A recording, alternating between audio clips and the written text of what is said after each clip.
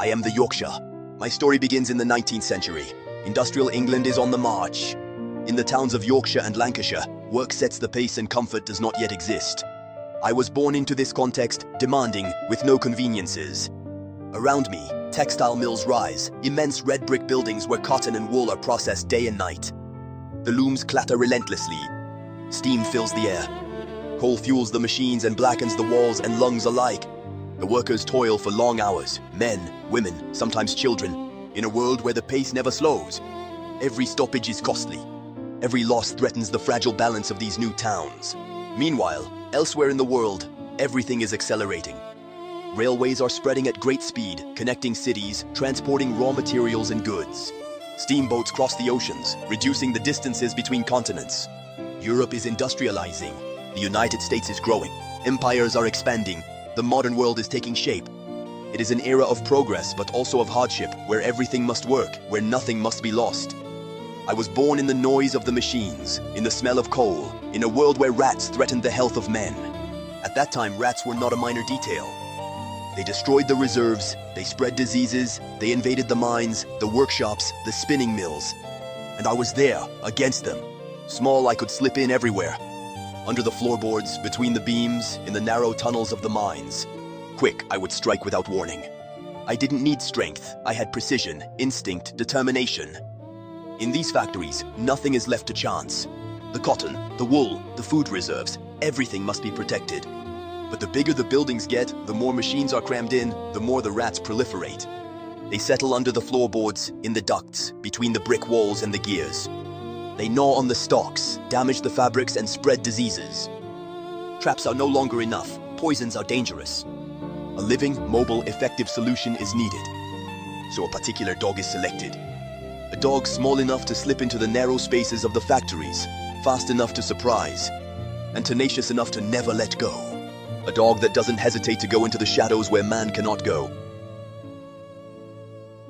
That's where I find my place. I am not bred for beauty. I am bred for work, for efficiency, for precision. I move freely between the machines. I clean the place without a sound. I protect the reserves, the raw materials, the fragile economy of these industrial towns. My role is discreet, but essential. And because I work alongside the workers, because I share their daily life, I develop a particular character, lively, attentive, close to humans. I am never far. I always stay on alert. Without me, the work would stop. Without me, the men would get sick. I protected without being seen. I wasn't chosen to be beautiful. I was chosen because I was effective, because I wasn't afraid, because I would face what others hesitated to. When you're small in a demanding world, you have no choice.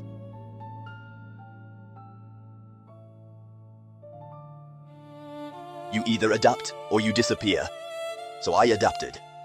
The years went by. The world changed. The factories closed. The mines fell silent. And I remained. People began to see me differently. My fur grew longer. It became silky, shiny. You could see the elegance. The work was forgotten. But beneath this refined appearance, I remained the same. A terrier. Vigilant. Alert. Always ready. Today I live near you. Very close. I no longer hunt rats, but I'm always on watch. I notice unusual sounds. The tensions, the silences that are too long. I get deeply attached. Because I learned very early on that survival depends on the bond. I can be stubborn. It's not a whim. It's the legacy of my past. I am not a toy. I am not an accessory. I am a dog shaped by history. My body is small, sometimes fragile. It requires care, attention, and gentleness. But my character was forged in noise, dust, and necessity.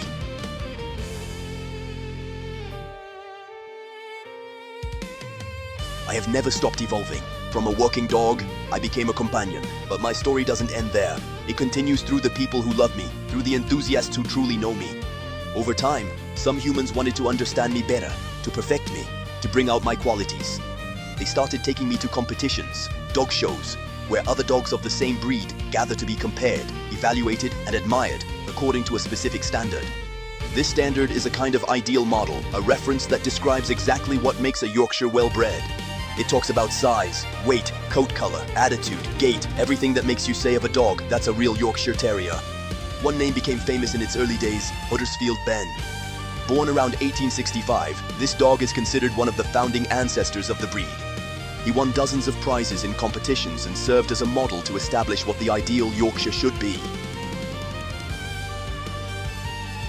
Without him, many of today's dogs would be different. Over time, the passion for me spread throughout the world. Passionate breeders began to select bloodlines, to work on the quality of the temperament, to ensure the health and balance of the dog. This work requires patience, rigor, and love for the breed. A serious breeder will ensure that the puppies are well socialized, accustomed to humans, noises, daily life, and that they don't inherit behavioral problems or serious illnesses. There are even variations of me. The standard Yorkshire Terrier, the most common, generally weighing between 2.5 and 3.2 kilograms and measuring around 20 centimeters. The toy or mini Yorkshire, even smaller, sometimes around 1.5 kilograms. This reduction in size can be charming, but it requires special attention as the tiny body is more fragile and more susceptible to certain health difficulties.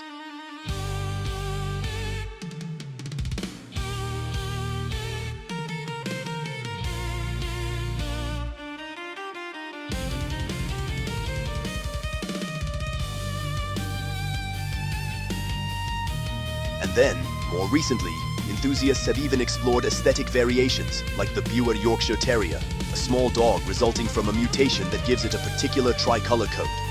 Today, it has its own breed name, and specialized clubs look after it. My family life is as rich as my working past.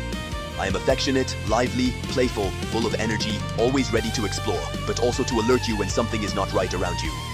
I'm often called an excellent alert dog. The slightest noise, the smallest visit, and I let it be known that I'm here, even though I'm not a guard dog in the strict sense. I need consistent training, socialization, regular walks, and proper grooming.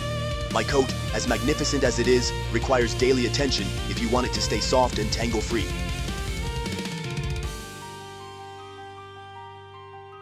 When it comes to health, despite my delicate appearance, many of us live long lives, often between 12 and 15 years, sometimes even a bit longer when we receive the proper care. But you have to watch out for certain specific things. My teeth, because small breeds are often prone to dental problems. My joints, especially my kneecaps. My metabolism, which can be sensitive to cold or certain nutritional imbalances.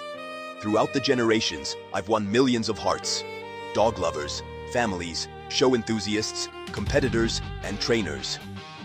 Everyone has seen me a little differently, but they all recognized my sharp mind, my deep loyalty, and my intense presence despite my size. Because even though I'm small, I leave a mark that never fades. I am the Yorkshire. Born to serve, I became a companion, remaining faithful to the very end.